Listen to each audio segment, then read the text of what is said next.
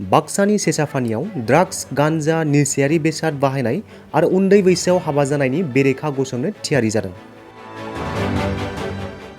सोरगिदिं सोलिनाय आयेन बेरेखा सोलिनाय ड्राग्स आरो गान्जा बाहायनाय आरो उन्दै बैसोआव हाबा जानाय बायदिनि हेंथा गसंनो थियारि जादों सेसाफानि ओनसोलनि रायजो राजाफोरा।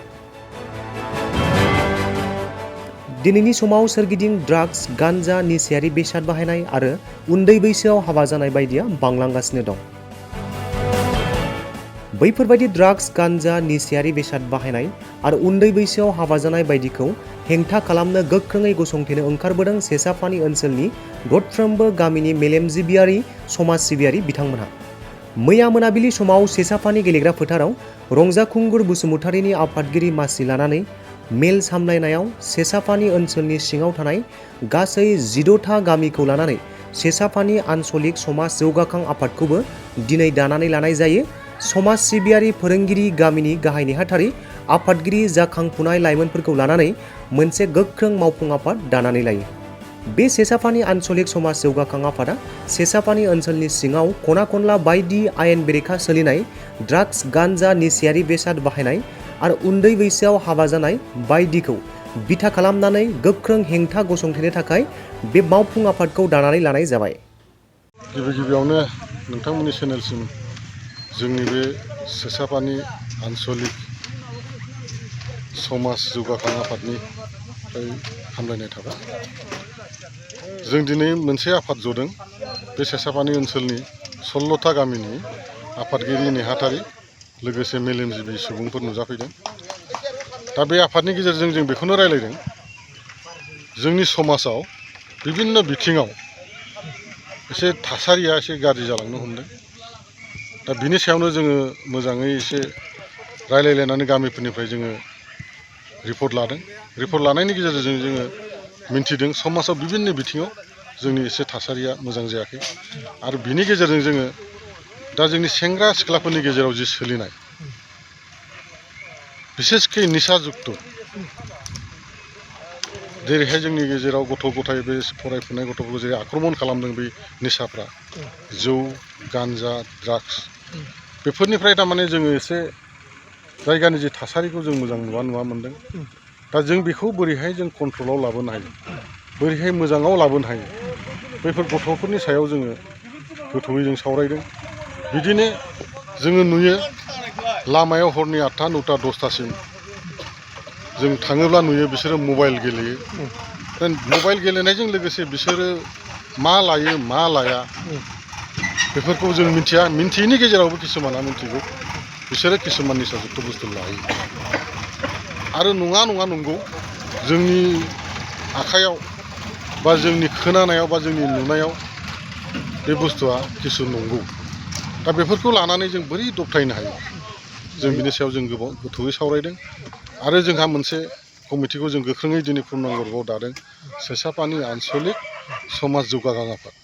बे आफादनि गेजेरजों जोङो नैबे सेंग्रा सिख्लाफोरनि बा सेंग्राफोरनि फरायफुनाय गथ'नि ड्राग्स लानायल' नङा, जौ लानायल' नङा, बिनि अनगायैबो जोंहा समाजाव बहुद मावनो गोनां दं।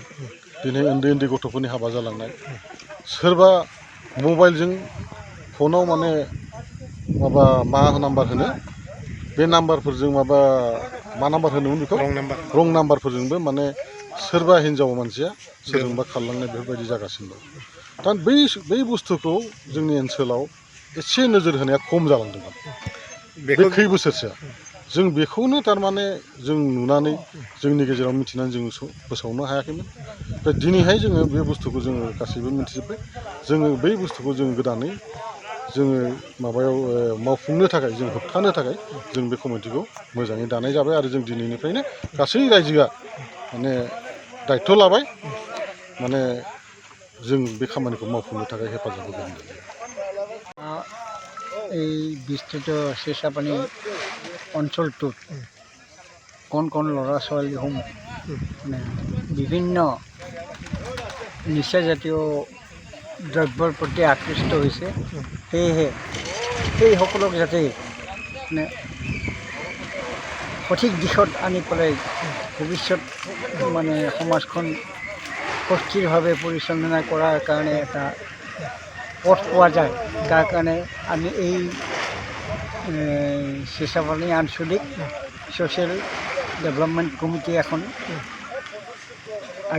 আজি কিছুদিন আগৰ পৰা মানে আমি উদ্বোধন কৰিছোঁ গঠন কৰিছোঁ আৰু ইয়াৰ দ্বাৰা আমি মানে এই যেনে বিড়ি চিগাৰেট গাঞ্জা ড্ৰাগছ বাল্য বিবাহ বিভিন্ন অসামাজিক যিবিলাক কৰ্তব্য এইখিনি যাতে মানে আমি সুস্থ সবলভাৱে না কৰিব পাৰোঁ এই যত্নৰে বুজাই বঢ়াই এই যত্নৰে আমি মানে আগবাঢ়ি যোৱাৰ কাৰণে ভৱিষ্যত যাতে সমাজখন সুদৃঢ় হয় তাৰ প্ৰতি লক্ষ্য ৰাখি আমি এই অভিযানটো আৰম্ভ কৰিম বুলি ভাবিছোঁ।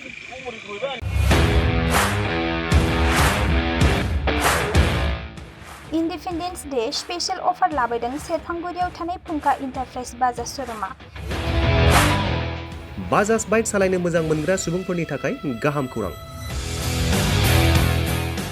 क'क्राझार जिल्लानि सेरफांगुरियाव थानाय फुंखा इन्टारप्राइज बाजाज श'रुमा होगासिनो दं 31 आगस्तसिम इन्डिपेन्डेन्स डे स्पेशल अफारनि एक्सेन्ज।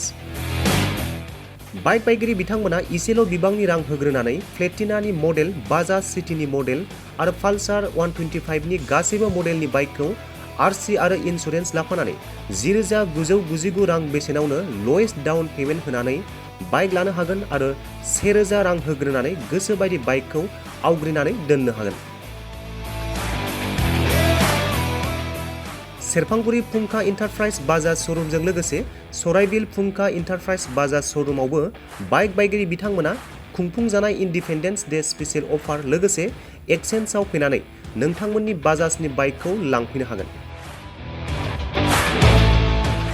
सेरफांगुरि फुंखा इन्टारप्राइज बाजाज श'रुमा नोंथांमोननो लोगोसे मोजां अफारबो लाबोदों।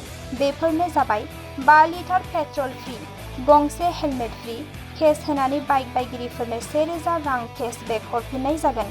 आबुङै मिथिबावनो थाखाय 9395303476 9101547892 जानबुं नम्बराव खौरां लाहरनो हागोन।